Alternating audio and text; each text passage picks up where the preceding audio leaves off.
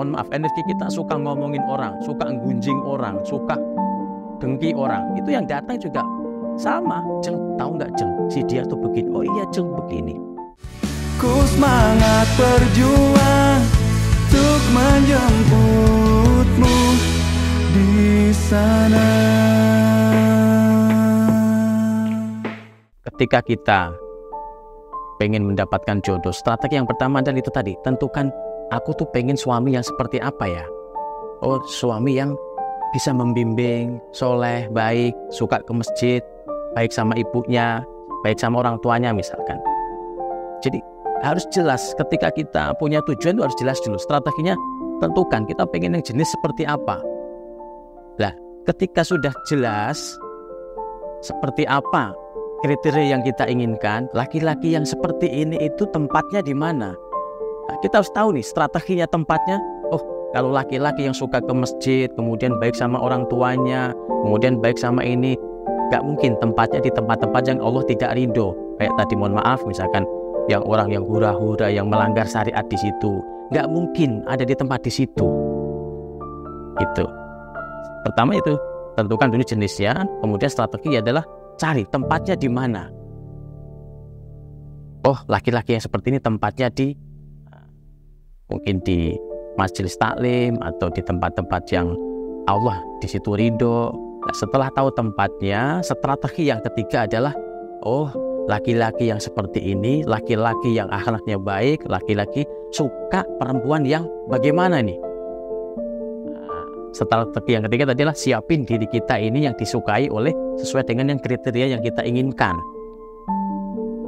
Gak mungkin ketika laki-laki yang baik akhlaknya kemudian suka perempuan yang tidak baik, sehingga kita ya sudahlah apa adanya kita, yang penting kan dia cinta sama kita. Ya gak bisa begitu sahabat. Kita persiapkan diri kita, mengenal diri kita. Kalau kita mengenal diri kita, kita akan mempersiapkan atau meningkatkan kualitas diri kita. Ya tadi, kualitas diri kita itu ya macam-macam. Bisa dilalui dengan secara zahir dan secara batin. Secara zahir kita lengkapi pengetahuan kita lengkapi link-link kita, bagaimana kita membangun hubungan sosial dengan baik. Kemudian persiapan secara batin untuk meningkatkan kualitas diri kita adalah bagaimana kita semakin hari semakin baik ibadah kita, semakin hari semakin baik akhlak kita.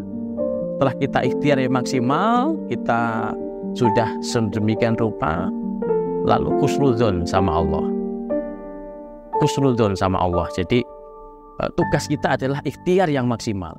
Karena jodoh itu sahabat, seandainya laki-laki itu adalah menjadi jodohmu, orang satu komplek pengen memisahkan gak akan bisa. Tapi sebaliknya, ketika laki-laki itu bukan jodohmu, orang satu kampung pengen menyatukan pun gak akan bisa. Jadi fokus kita adalah bukan apakah dia jodohku apa enggak ya, bukan itu. Tapi fokus kita adalah bagaimana kita mempersiapkan diri kita, mempersiapkan kualitas diri kita.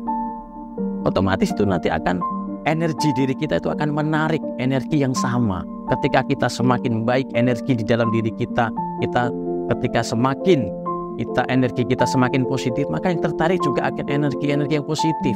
Kita misalkan, mohon maaf, energi kita suka ngomongin orang, suka gunjing orang, suka dengki orang, itu yang datang juga sama. Jeng, tahu nggak Jeng, si dia tuh begini. Oh iya Jeng, begini.